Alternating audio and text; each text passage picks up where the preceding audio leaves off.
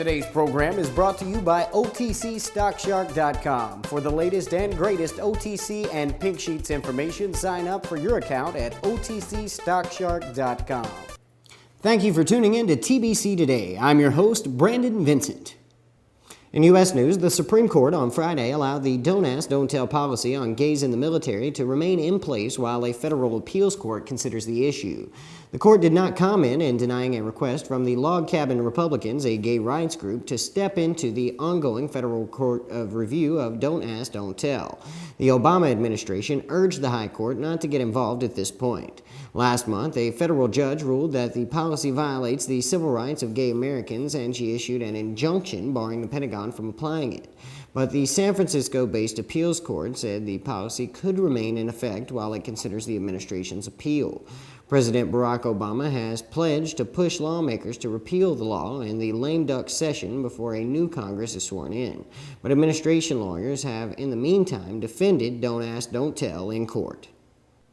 In financial news, stocks declined at the end of a lackluster week as investors already on edge about global growth became concerned that China would take steps to break its economy's expansion. The Dow Jones Industrial Average fell by 90.52 points, or 0.8%, to 11,192, its lowest level since November 2nd, the day of U.S. congressional elections. The Dow fell 2.2% for the week. Stocks have surrendered all of their gains since Republicans seized control of the House of Representatives and the Federal Reserve announced its much-anticipated bond buying program. The Nasdaq Composite fell 37.31 points, or 1.46%, to 2,518. The Nasdaq shed 2.4% for the week, ending a string of 5 consecutive weekly gains. The S&P 500 index fell 14 points, or 1.18%, to 1,199 on Friday, also breaking a 5-day winning streak. In international news, pressure eased slightly Monday on Ireland ahead of meetings in Brussels this week to consider whether a bailout is needed to prevent market turbulence from spreading to other European countries. The Irish government continued to insist that it did not need financial aid, arguing that it could present a credible austerity budget next month that would satisfy investors, and that it had enough money to finance its operations through spring of next year. In a statement late Sunday, the Finance Ministry reiterated that ongoing contacts continue at an official level with international colleagues in light of the current market conditions, but stressed that Ireland has made no application for external support. Similarly, Christine Lagarde, the French finance minister, told French radio Monday that there is no request for aid from Ireland. But analysts and investors, as well as some European officials, say the government's plan needs a promise of outside funding to counter the instability of the markets, which had pushed interest rates on Irish bonds to record highs last week before they fell back dramatically on Friday. These are the most powerful songs of all time. Time Life presents Classical Power on 5 CDs for just $29.99. But wait, order in the next 10 minutes with your credit card, and we'll cut the price to just $14.99. That's right, you get 5 CDs for just $14.99. Then preview other beautiful classical CDs. Satisfaction guaranteed. This collection is not sold in stores, so call now and get Time Life's Classical Power on 5 CDs for just $14.99.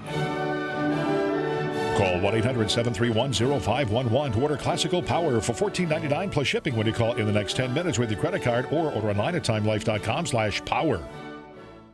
In entertainment news, it's a girl for R&B superstar Ne-Yo and his actress girlfriend, Monyetta Shaw.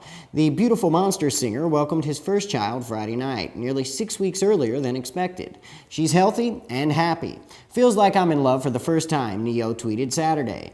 Welcoming that little girl to the world last night defined for me what willing to kill and die for truly means. My world, my life, all hers. The singer was reportedly at a charity event for his Ne-Yo Foundation when he got the call that Shaw went into labor. All hip-hop news reports the Grammy-nominated singer then rushed to the hospital in Atlanta to be by her side for the birth. In tech news, it's a testament to the enduring power of email that the company that got 500 million people to communicate on its own private network might now be eager to give them a tool to break outside of the walled garden and contact the outside world. TechCrunch speculates that Facebook will announce its own webmail client dubbed Project Titan, or the Gmail killer, at its press event in San Francisco on Monday. Facebook is going ubiquitous on many fronts, notably its Facebook Connect service, so email makes sense in a conquer-the-whole-universe sort of way. Interesting, too, that this comes just as Google finally got around to cutting off Gmail contact imports to Facebook. Will Facemail or Fmail or whatever they call it be enough to dethrone the big three, namely, in order, Microsoft's Hotmail, Yahoo Mail, and Google's Gmail? Only time will tell. In green news, in the 1930s, conservationists began to underscore the importance of preserving the Arias turtle species by protecting their hatching grounds. Eventually, the government became involved, sponsoring the Turtles of the Amazon project. Since its formation in 1979, the project has successfully released around 40 million juvenile turtles of 70 different species. The project enlists the help of locals who gather the eggs and place them in a turtle nursery of sorts. When they hatch, they are cared for about 30 days so they'll be stronger and less attractive to predators when it comes time to release them. The Turtles of the Amazon project, along with Brazil's foreign ministry and some helpful locals, recently coordinated the release of 180,000 tiny young Arias river turtles into the Amazon River a few hundred miles from the capital city of Manaus. While the threatened species are hardy breeders producing up to 100 offspring per season, only about 5% of the babies survive the activities of humans and other predators. But the project hopes to better their chances.